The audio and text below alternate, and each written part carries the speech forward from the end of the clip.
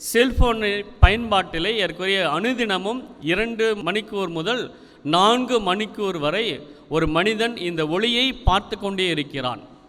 ஒரு சில 5 நிமிடங்கள் அல்லது 2 நிமிடங்கள் கண்களை மூடிக்கொண்டு நமது வீட்டில் அங்குமிங்கமாக நடந்து பார்த்தால் தெரியும். இந்த கண்களினுடைய அந்த மேன்மை, அதனுடைய பயன்பாடு குறித்து நமக்கு அதிகமாக தெரியும். ஆகவே தான் விவிலியத்திலே கண்களில் ஒளி கொண்டிருந்தால் அவன் ஆசி பெற்றவனாக இருப்பான் என்பது அந்த யூத மக்களுடைய நம்பிக்கை. ஆகவே கடைசி காலம் வரை யாரெல்லாம் கண் பார்வையோடு இருக்கின்றார்களோ அவர்கள் கடவுளின் ஆசியை பெற்றிருக்கின்றார்கள் என்று விவிலியத்தை நாமும் காண்கின்றோம். மோசே ஏறக்குறைய 120 வயது வரை அவர் வாழ்ந்திருந்தார். அவரது இறப்பை பற்றி சொல்லுகின்ற போது அவருடைய கண்கள் மங்கினதும் இல்லை, அவரது வலிமை குன்றியதும் இல்லை என்று நாம் வாசிக்கின்றோம். அப்படி என்றால் கடவுளுடைய ஆசீர் மோசேக்கு இருந்தது என்கின்ற அந்த ஒரு உண்மையை இந்த கண்களின் ஒளியை குறித்து விவிலிய ஆசிரியர்கள் நமக்கு சொல்லுகின்றார்கள்.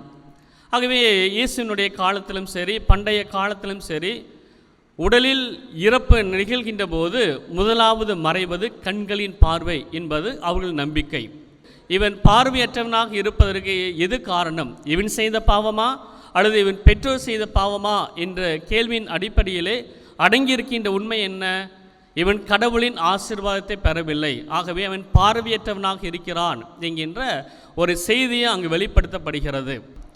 அவர்கள் கத்திக்கொண்டே பின்னாடி வருகின்றார்கள். தாவீதின் மகனே எங்களுக்கு இறங்கும் என்று சொன்னபோது உடனடியாக ஆண்டவர் இயேசு அவர்களுக்கு பார்வை கொடுக்கவில்லை, மாறாக அவர்கள் தன்னை வீடு வரை அவர் பின்தொடர அனுமதிக்கின்றார்.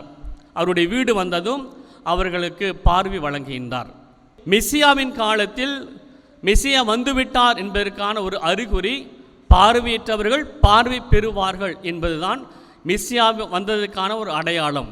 ஆகவே இயேசுனுடைய காலத்திலே அவர் மெசியா என்பதை பார்வையற்றவர்களுக்கு பார்வை கொடுத்ததன் வழியாக தான் மெசியா என்பதை அவர் வெளிப்படுத்துகின்றார்.